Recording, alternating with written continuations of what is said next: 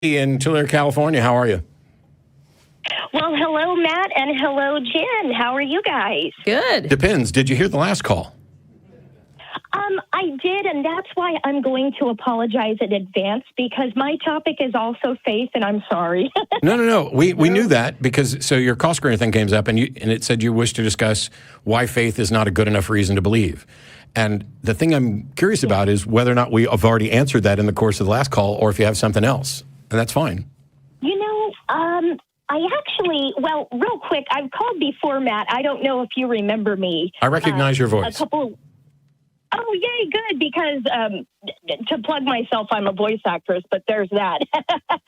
As I explained to Matt and Mandisa a couple of weeks ago, Jen, I am questioning my beliefs.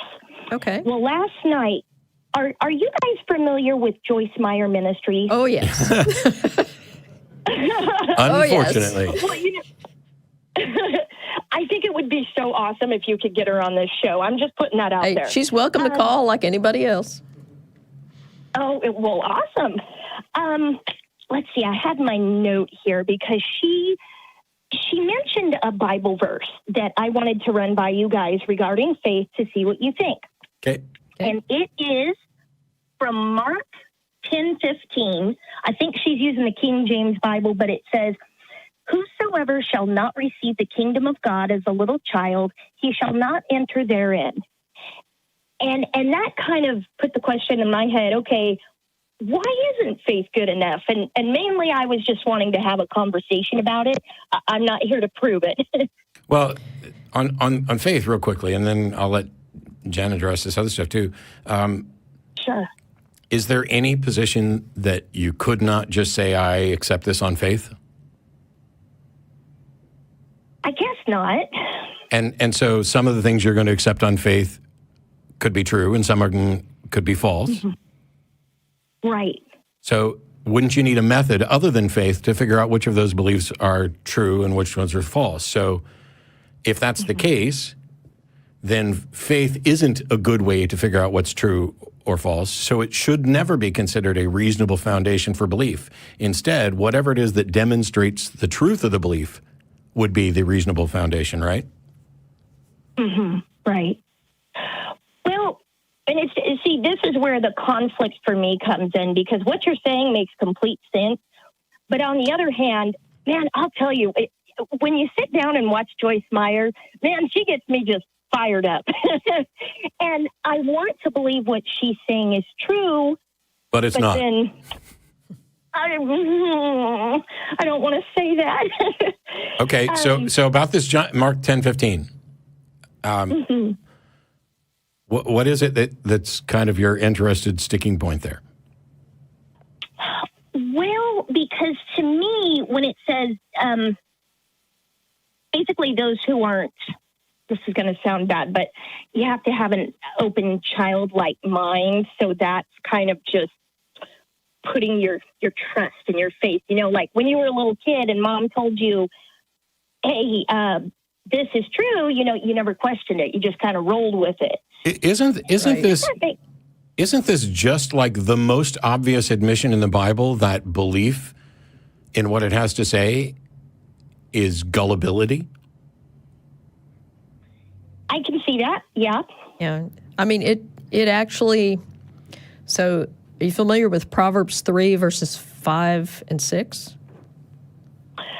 I'm not, unfortunately. Okay, I'll read it to you. It says, "Trust in the Lord with all your heart and lean not on your own understanding. In all your ways submit to him and he will make your path straight." So think about that. Trust in the Lord with all your heart and lean not on your own understanding. That's an explicit command. Do not use your own understanding of things. This is where Jeff wanted to go in the last call. Yeah. Saying that we have faith in our own understanding. Yeah. But yeah. So here's the thing. If you were in school and you were teaching, would you ever tell your students to believe something just because you said so? No. Okay. Would scientists ever come out and say, this is the truth, just believe us? I think that's a good answer. I think so. Yeah. So what types of things, if something is true and there's a reasonable foundation for believing it, why would you ever encourage someone to have a childlike belief or to believe not on their own understanding? Well, and see, I don't claim to have the answer because I certainly don't, but I'm wondering if that's in there because people like you and Jen who, are highly intelligent, not that other people aren't, I'm sorry, you do question and you do use reason, and I wonder if it's in there to say, don't do that. Just it's exactly in there to say. That's it. Yeah. Oh, because I sound like a dork. Sorry. But what does that tell you? If reasonable people, and this doesn't require some massive IQ or doctorate or anything like that, but if otherwise reasonable people examine something and find that the evidence is not compelling, and the response to that is you should believe it anyway, as if you were a little child and not rely on your own understanding. What does that tell? I mean, how is this not the same as the Nigerian scams? And hey, I've just got a bunch of money here, and if you just send me some money, I'll do it. And it's like, well, I get that kind of. I don't think that sounds reasonable. And they're like, trust me. In a confidence scam, the entire purpose is to scam you out of your money. And the process by which they do that, the reason it's called a con game, or it's confidence. They need to build up your confidence so that you trust them instead of trusting in the evidence. It is a little miniature cult of personality.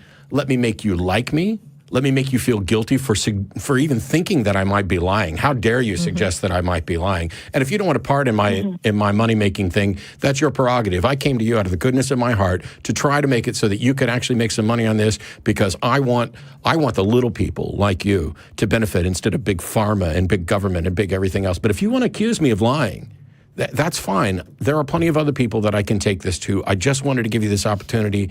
And let's just leave it at that and stay friends. Now, what did that do? How much more likely are you going to be at investing once somebody does that? It's about building confidence. This verse is about people bringing little kids to Jesus, and they're trying to shoo the little kids away. And Jesus is like, no. If you don't accept this, if you don't come to me with the mind of a child, if you don't accept this in the same way that a child would accept whatever its parent is putting forth, you don't have any hope. Lean not on your own understanding. That's right. And it's even more insidious than that, because if you think about why children are so trusting of adults, it's a survival thing. Kids who don't do what their parents or adults around them tell them to do, especially throughout human history, those kids didn't survive. So it's a really powerful message. To tell a child, look, if you don't do this, if you don't believe this way, you're going to hell. And if you even question it, you're going to hell. And and what they're saying is that if you're an adult, you should come to this with the same mindset, the same trusting mindset, knowing that this is part of human history. We're already primed to do this. We're primed to trust authority. And it took us a long time to start questioning authority. That's one of the best human achievements, by the way. But here's the thing that's going to make this way easier, Tracy, I promise. So somebody wants you to believe this, and they basically come to you and say, hey, look, I know that if you look at this skeptically, if you exercise some critical thinking, you're probably not going to find enough evidence that would compel your belief. But what you really need to do is trust and have faith. You need to have a mind like a child. You need to not lean on your own understanding, because you're a flawed creature. You are a flawed creation.